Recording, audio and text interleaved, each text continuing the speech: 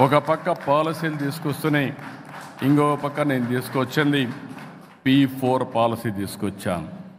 ప్రభుత్వం, ప్రైవేట్, ప్రజల భాగస్వామ్యంతో ఎవరైతే టాప్లో ఉండే 10% హై నెట్వర్త్ ఇండివిజువల్స్ కింద నుండే 20% కానీ దత్తత తీసుకోగలిగితే, మెంటరింగ్ చేయగలిగితే, హ్యాండ్ హోల్డింగ్ చేయగలిగితే మనతో సమానంగా వాళ్ళు కూడా పైకి వచ్చే అవకాశం వస్తుంది. వాళ్ళకు తెలివితేటలు లేక కాదు. కంఠమనేని కూడా ఒక మారుమూల ప్రాంతంలోనే పుట్టాడు. జస్టిస్ రమణ గారు కూడా ఒక మారుమూల ప్రాంతంలో, ఒక గ్రామీణ ప్రాంతంలో పుట్టారు. నేను కూడా ఒక ఊరిలో పుట్టాను. 6 కిలోమీటర్లు నడిచి చదువుకున్నాను హై స్కూల్స్లో. అలాంటి నేనే కాదు, ఈరోజు పెద్ద పెద్ద మన ప్రియతమ నాయకుడు నందమూరి తారక రామారావు గారు కూడా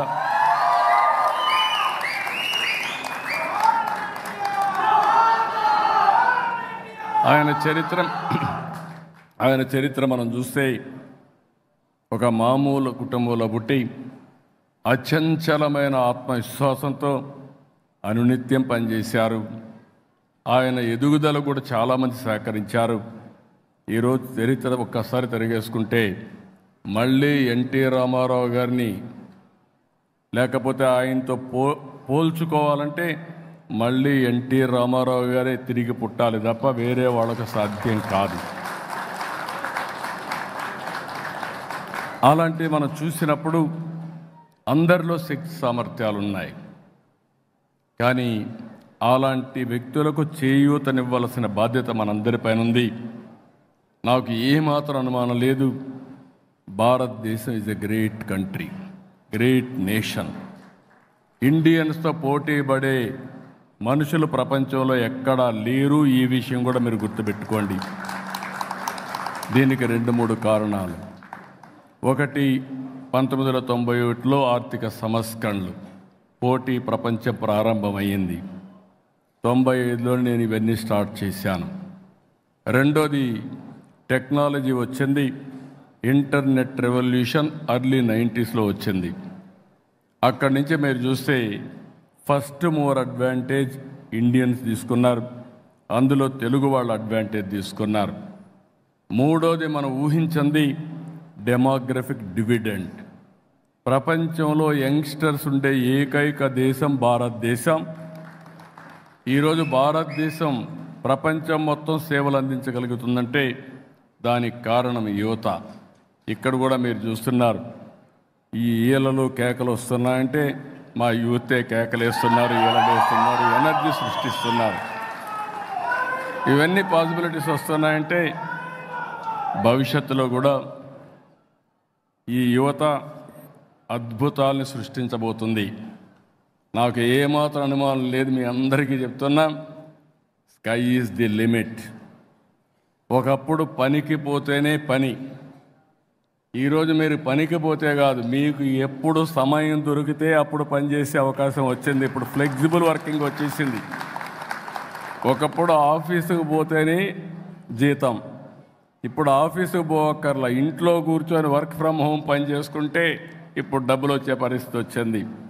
ఒకప్పుడు మగవాళ్లే పని చేస్తారనుకునేవాళ్ళు, ఇప్పుడు మీకంటే ఆదాయం ఆడబిడ్డలు ఎక్కువ సంపాదిస్తున్నారు. This are all realities. పోటీ ప్రపంచంలో మనం చూస్తే ఈ ఎకానమీలో, క్రియేటివ్ ఎకానమీలో ఎవరికి ఎక్కువ నాలెడ్జ్ ఉంటే వాళ్ళు ముందుకు పోయే పరిస్థితి వస్తూ ఉంది. ఈ పోటీ ప్రపంచంలో ఒకటే నేను చెప్తున్నా మీ అందరికీ, నేను కూడా ప్రపంచం ఏం జరుగుతుందో అధ్యయనం చేసి మీకు స్ఫూర్తినివ్వడం నా బాధ్యత, దాన్ని అందిపుచ్చుకోవడం తెలుగు జాతి బాధ్యత అని చెప్పి మరొక్కసారి మీ అందరికీ విజ్ఞప్తి చేసుకుంటూ, ఈరోజు తెలుగు వన్ స్ఫూర్తి పురస్కార గ్రహీతలు, నేను ఎందుకంటే అర్జెంటుగా మళ్ళీ అమరావతికి వెళ్తున్నాను కాబట్టి మీ అందరి అనుమతి తీసుకొని వీళ్ళందరికీ అభినందనలు చెప్పి నేను వెళ్ళాలనుకుంటున్నా. వీళ్ళందరినీ కూడా చూస్తే ఒక పక్కన శ్రీ మేడసాని మోహన్ గారు, సహస్రావధాని, ఇప్పుడు కూడా నాకు అర్థం కాదు, నాతోనే యూనివర్సిటీ చదువుకున్నాడు. అప్పుడు మాకు ఒక తెలుగు ప్రొఫెసర్ ఉండేవాడు, ఆయన కంటే ఈయన మేధావిగా అప్పట్లోనే మేము గుర్తించాం, వాళ్ళ ప్రొఫెసర్ కంటే మేధావిగా. అలాంటి వ్యక్తి. అదే సమయంలో ప్రజా వైద్యులు గౌరవనీయులు డాక్టర్ పాములపర్తి రామారావు గారు. ఆయన అనుకుంటే మీకు ఏదున్నా ట్రీట్ చేస్తాడు, ఒక్క నిమిషంలో క్యూర్ చేసే మెకానిజం ఆయన దగ్గర ఉంది. ఇంకో పక్క Telangana media academy chairman K Srinivasa Reddy. మేము ఉన్నప్పటి నుంచి మీడియా అంటే గుర్తొచ్చే వ్యక్తి శ్రీనివాసరెడ్డి. క్రెడిబిలిటీకి మారు పేరు శ్రీనివాసరెడ్డి గారు అని చెప్పి కూడా నేను మీకు తెలియజేస్తున్నాను. మామూలుగా కాదు.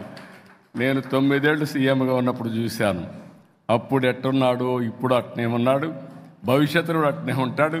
దానికి కారణం ఒక వ్యక్తి యొక్క క్రెడిబిలిటీ, దాన్ని మెయింటైన్ చేస్తున్నాడు. క్రిటిసైజ్ చేస్తాడని చాలా జర్నలిస్టులు చూశాను, కానీ నాకు తెలిసినంతవరకు ఉన్న ది బెస్ట్ జర్నలిస్ట్ మన శ్రీనివాసరెడ్డి గారు అని చెప్పి నేను మీకు తెలియజేస్తున్నాను.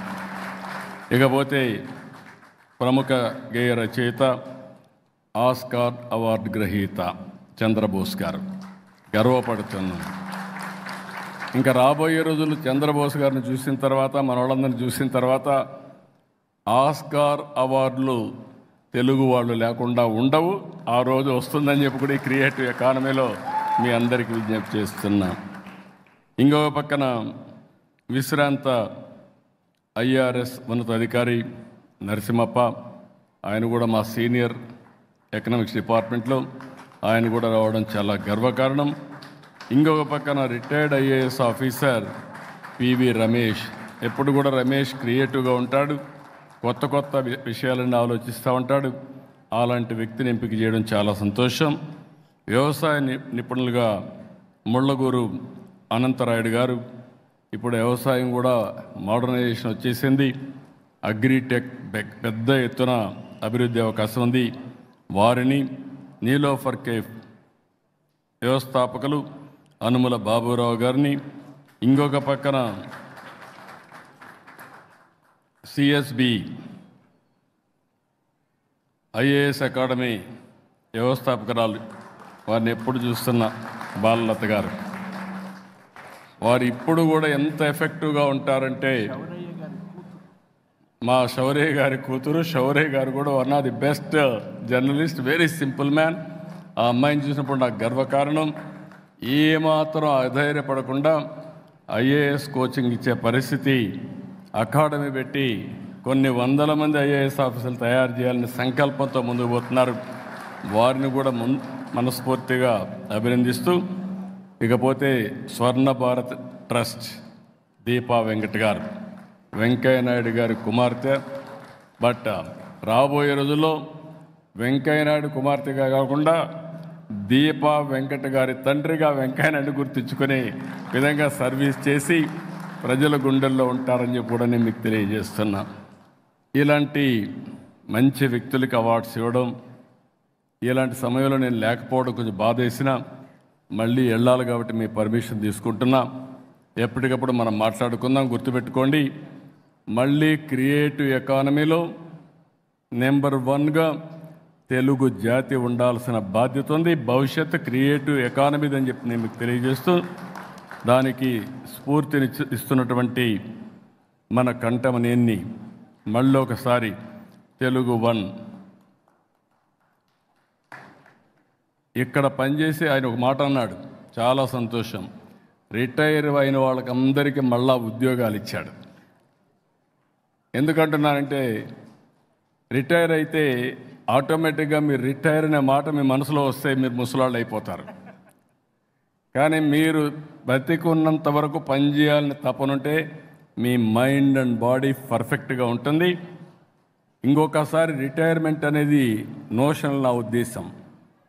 ఎవరైతే బెస్ట్ ప్రొడక్టివిటీ ఇవ్వగలిగిన వాళ్ళు 60-80 సంవత్సరాల్లో బెస్ట్ ప్రొడక్టివిటీ ఇచ్చే అవకాశం ఉంది. ఆ విషయం కూడా గుర్తుపెట్టుకోవాల్సిందిగా నేను కోరుకుంటూ, ఒక విధంగా చెప్పాలంటే హాస్పిటల్ ఖర్చు తగ్గిస్తున్నాడు కంఠమనేని. వీళ్ళందరికీ ఇక్కడ ఉద్యోగాలు ఇచ్చి ఫుల్గా ఎంగేజ్ చేసి వాళ్ళ అనుభవాన్ని, క్రియేటివిటీని ఉపయోగించుకుంటూ సమాజం కోసం ముందుకు తీసుకువస్తున్నారు. వారిని కూడా అభినందిస్తూ, మరొక్కసారి ఈ యొక్క తెలుగు 1 భారతదేశంలో కాదు, ప్రపంచంలోనే కాదు, అన్ని దేశాల్లో అన్ని భాషల్లో నెంబర్ 1గా ఉండాలని. ఇప్పుడు తెలుగు 1 పెట్టావు, రేపు అన్ని భాషల్లో కూడా ఎంటర్ కండి, అన్ని భాషల్లో కూడా డామినేట్ చేస్తూ మీరు నెంబర్ 1 స్థానానికి చేరాలని, ఈ డిజిటల్ యుగంలో మీరు ఒక ఎంపైర్ క్రియేట్ చేయాలని మరొకసారి ఆశిస్తూ అందరికీ నమస్కారాలు. జై హింద్, జై జన్మభూమి.